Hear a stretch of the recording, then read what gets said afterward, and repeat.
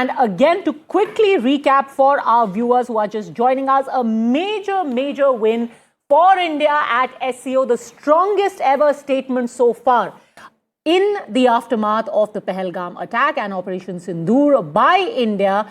At the SCO, you've had the joint statement which says, and I quote again, it has said very specifically that terrorism must be condemned. It has said strongly condemned the terrorist attack in Pahalgam on the 22nd of April. All right, we've got an update from Tianjin that the Prime Minister's meeting with President Putin is going to start very shortly. That's also the latest update here. But as far as that joint statement is concerned, member states strongly condemned the terrorist attack in Pahalgam on the 22nd of April. They've said that perpetrators, organizers and sponsors of such attack must be brought to justice.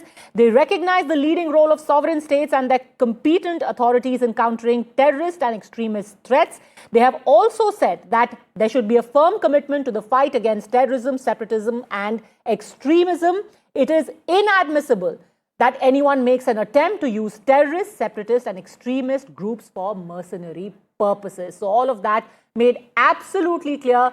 Professor Brahma Chellaney, have you ever seen in recent memory a statement this strong, and especially where Pahalgam has been named and condemned?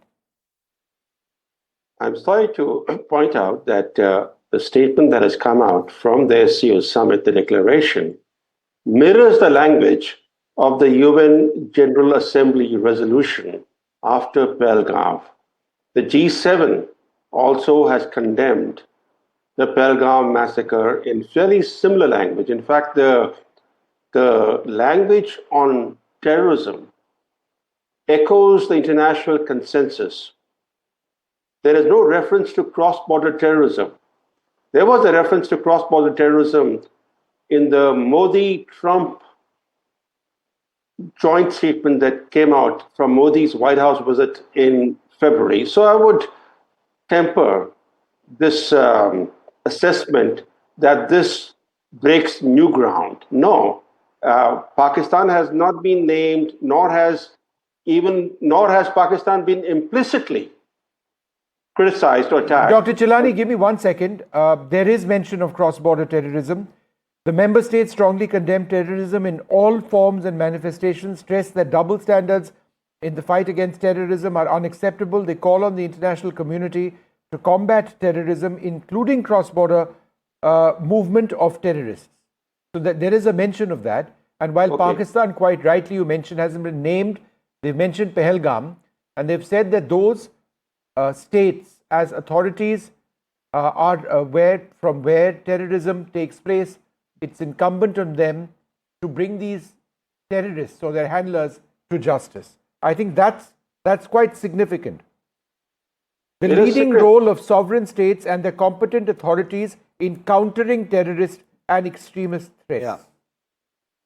Well, I agree, Vishnu, that it's significant, but it's not breaking new ground. It's not new language that has not been used in the recent past after Pahalgam. The UN General Assembly resolution was pretty strong, and even the G7 statement was pretty forthright. And in terms of countering terrorism, the language clearly echoes the international consensus that there should be no leeway given, no room given to extremists and terrorists by any state. Mm-hmm.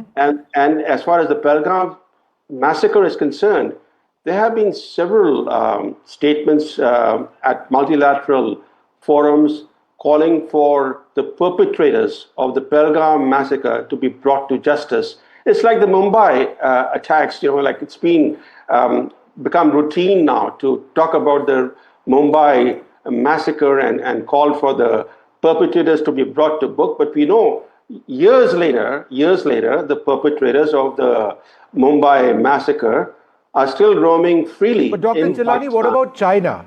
China, and correct me if I'm wrong, hasn't ever signed on to a declaration as strong as this. Also on June the 26th, Pahalgam was left out of a statement during the defense ministers' meet at the SCO. Rajnath Singh had a divergence over that, refused to sign that statement. So in the 2 months since that time, Pahalgam figures in this comment, in this statement, in this joint declaration.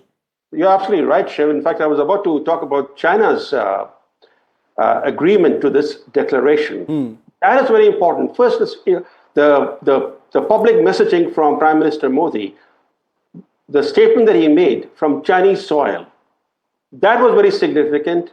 And for China now to relent, because after Pahalgam massacre, it tried to obscure the entire thing. It condemned it in general terms. It tried to shield Pakistan. And its reaction to the Pahalgam massacre stood in stark contrast to its forthright condemnation when there was this terrorist attack on a Moscow concert hall in March 2024, in which more than 150 people were massacred.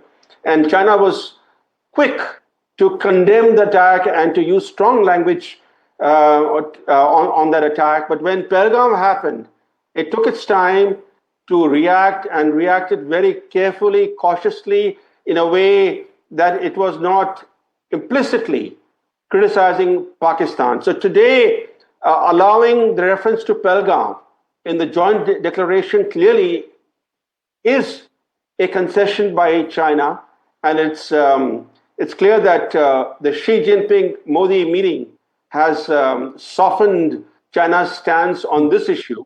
So clearly, this is some progress, but the bigger issue is, will China now stop shielding Pakistan? Yeah. Because it's been aiding and abetting Pakistan's cross-border terrorism against India for many years. It's not just that China has been blocking UN designation of Pakistan-based terrorist organizations and individuals as global terrorists. It's also been aiding and abetting Pakistan's export of terrorism to India. The issue is, will there be a change in China's attitude toward Pakistan's sponsorship of cross-border terrorism? Because that's what matters. It's not declarations that matter at the end of the day. Even if we accept that the declaration breaks new ground, what matters is whether China will stop aiding and abetting Pakistan's terrorism against India. Okay, let's take that question to Professor Anuradha Chenoy. The declaration is strong, but is implementation going to be much, much harder than extracting such kind of a declaration? Yeah, well, look, I think the declaration is strong. I think India has made a point. It has it's gone several steps ahead than in the past in this declaration, especially at a SCO meeting, where both China, Russia is present, and the Pakistanis were present, and very often they've, tried to bypass and try to also accommodate Pakistani views, but this time they have not. So I think it's a step forward, definitely. Of course, behavior matters, but it's evident that China wants to have some reset. The process of resetting relations with India has been initiated. And in that, India is standing firm on two issues that, yes, we would like more development, maybe a SCO bank, which Xi Jinping mentioned. However, there are two positions on cross-border terrorism and on the continued process of border de-escalation with China. They stand firm and they will not bend on that. So China will have to accommodate this. And with that, I think the bilateral relations between the two would also proceed. But there is a process. It's not going to happen at one stroke. But I think that process, it seems, at least symbolically, and it signifies in the statement, that process is on even keel. That's my understanding. So the words have been said, the commitments have been made, the declaration is on the table now. It's a question of actions right now. And I think what Dr. Chellaney said is also correct, that some of these sentiments have been echoed before, but ultimately there is this track record of China and Pakistan, and it needs to be seen how this statement actually reflects on the ground. Professor Chellaney, do you believe that this special alignment at the SCO, it is, I think we can all agree, it is no ordinary alignment. The geopolitical circumstances under which they are taking place, give them a special sort of depth that perhaps would not have been there if the last 2 months, did not happen the way they actually played out from Trump's side. So given that, do you think that more can be expected from China's side, and these are not just words in a declaration? I think so, because there is a different conjuncture now of international situation where, Mr. Trump, on the one hand, he's putting pressure on Russia, China, and India, a lot on India, which is very unusual since the last 25 years. And Russia and China have seen that. So this moment is right for them to, have a closer relation. There's no problem with Russia, but with China for sure. And also the fact is that Mr. Trump and the US want to re-enter South Asia. They have hyphenated India and Pakistan. And China is also giving a message to Pakistan that, you're going to be part of a US anti-terrorism grouping again. US is seeking to have relations with the Pakistan army. And I don't think China likes that very much, even though Pakistan is trying to balance the two. So China is giving a message to Pakistan also.